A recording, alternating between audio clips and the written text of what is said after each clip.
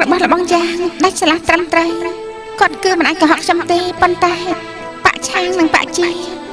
នៅពេលនេះគឺជាទឹកនិងភ្លើងមិនត្រូវគ្នា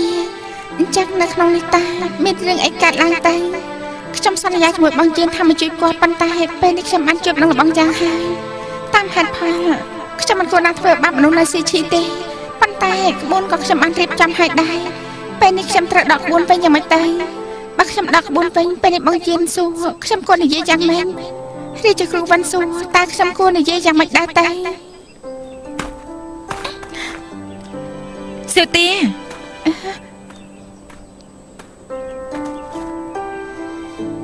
បងជាអាចយ៉ាងម៉េចហើយខ្ញុំគ្មានអីទេគ្រាន់តែស្មុគស្មាញបន្តិចប៉ុណ្ណោះ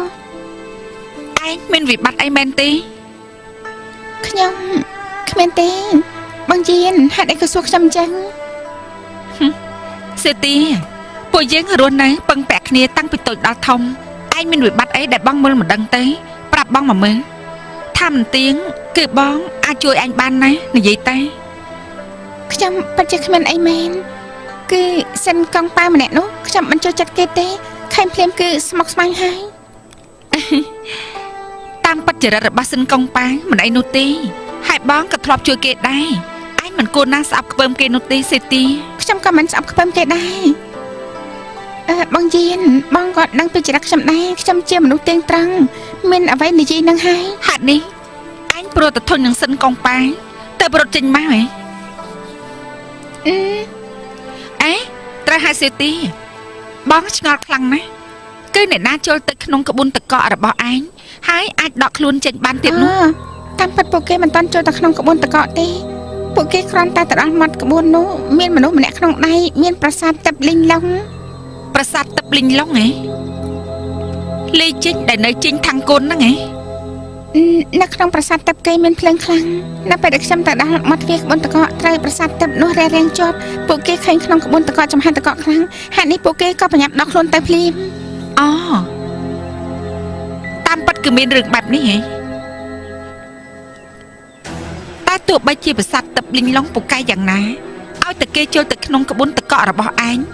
ថែមទាំងបាត់ដៃតកករបស់ឯងទៀតនោះអាចប៉ះពាល់ដល់ក្បួនទាំងមូលពួកគេចង់ចេញមកវិញក៏មិនមែនជាការងាយនោះដែរបងយានបងក៏បាននិយាយពីរឿងខ្ញុំអី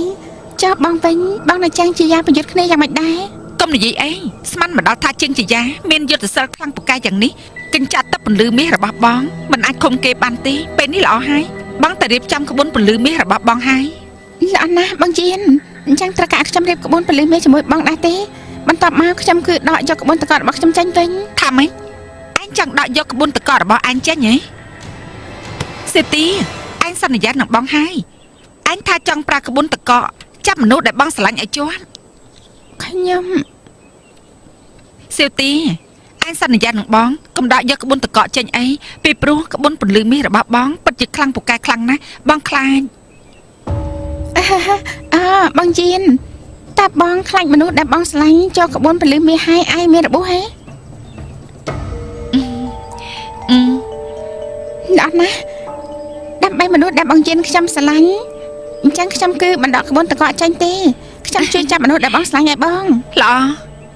អចាំពួកយើងបញ្ឆោតមនុស្សរបស់ស៊ីឈីចូលទៅក្នុងក្បួនពន្លឺមាសរបស់បងហើយពួកយើងនឹងចាត់ការពួកគេឲ្យអស់តែម្ដង